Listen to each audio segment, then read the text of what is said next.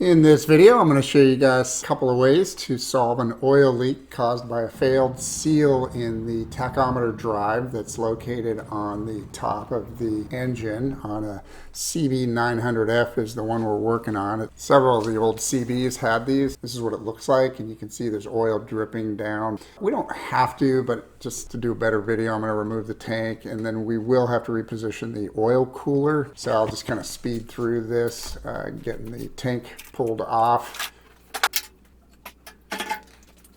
So you can see the front of the engine now. It looks like a valve cover seal leak, but it's not. Okay, this thing can leak down and spread all over the place. So let's get the retainer bolt removed, pull the cable out. You can see there's a lot of oil on there that should not be on there. It leaks down the front of the engine, and of course you get a headwind when you're driving, so it also leaks onto the rear valve cover. But this is what it looks like. If you look inside, you can see the old seal and you can see the drive shaft. Sometimes people get lucky. I hear they can just reach in there with a pick, but you don't want to damage the shaft or the chamber that it's in.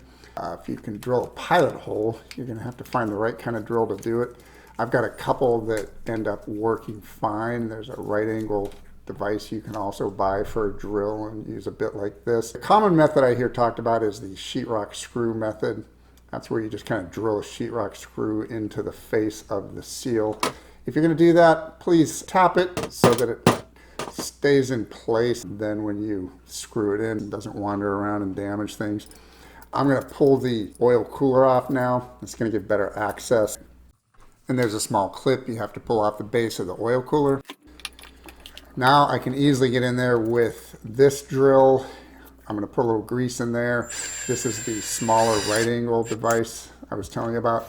Either one works. In this case, just barely drill a hole through the face of the seal. You don't want to go through to the bottom. Now I'm going to put a screw in, pull it out with some pliers. That's it. The seal's out. Now I can easily reach in with a hook and just pull it out of there. And this is what it looks like.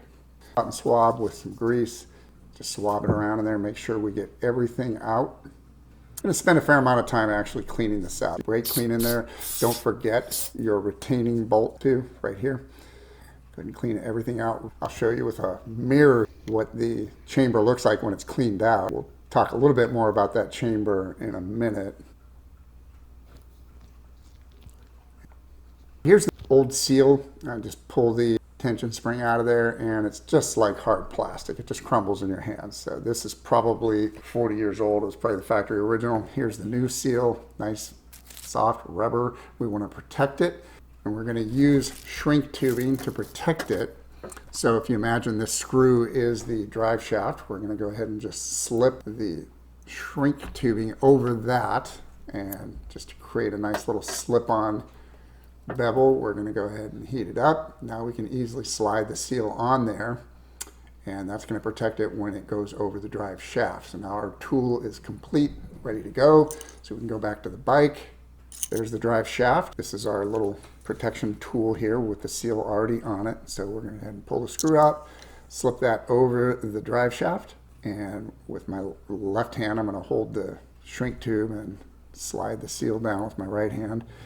And we've got a 9mm deep socket that we're going to use to push it down into the chamber. And then I'm going to put an extension on that, and I'm going to use that to tap the seal into place. The 9mm socket fits perfectly. And what's going to happen is you're going to tap it, and it's going to go so far in and then stop. You're going to think, oh, I'm done. Let me show you what that looks like. So this is the seal in place. It's not all the way in. And this is what the little chamber looks like. There's a step down shoulder where it gets a little bit smaller. You need to get the seal inside of that, okay? And it's not there yet. So I'm going to tap it firmly a couple more times. I felt it go all the way down. I'm going to look inside. I can see that it's all the way in, but you guys can't. So we'll pull out this protector tube. Now the camera can't focus that close. So I'm going to have to give you a peek of view through the bike frame. I'm going to put a little light on that, and then we'll zoom in on it. So this is the seal properly placed, and you can now see the step down shoulder above the seal, and you can also see the shaft coming through the center of the seal. So now we know the seal's all the way home and installed correctly. So we're ready to go ahead and put the cable back on. And since we haven't moved anything, it still aligns with the drive shaft. And we'll just put the little 8mm screw back on. Don't over tighten this, there's no need, just snug it down, and that's good. So now we'll put the oil cooler back in place, a little clip that we have to put back in on the base. We'll tighten that down. And before we test drive this thing, we really want to thoroughly clean this valve cover. We don't want any excess oil confusing us as to whether or not there's still a leak. So just clean all the oil that's on there off before the test drive. The bike back together, speed through this a little bit, save you guys some time. And after a couple of test drives, I found no additional leaks. So this was a good repair. If this video helped you guys out, please do give a thumbs up and subscribe for future videos. And to help out anybody else trying to do this repair, please do share this video. Thanks for watching.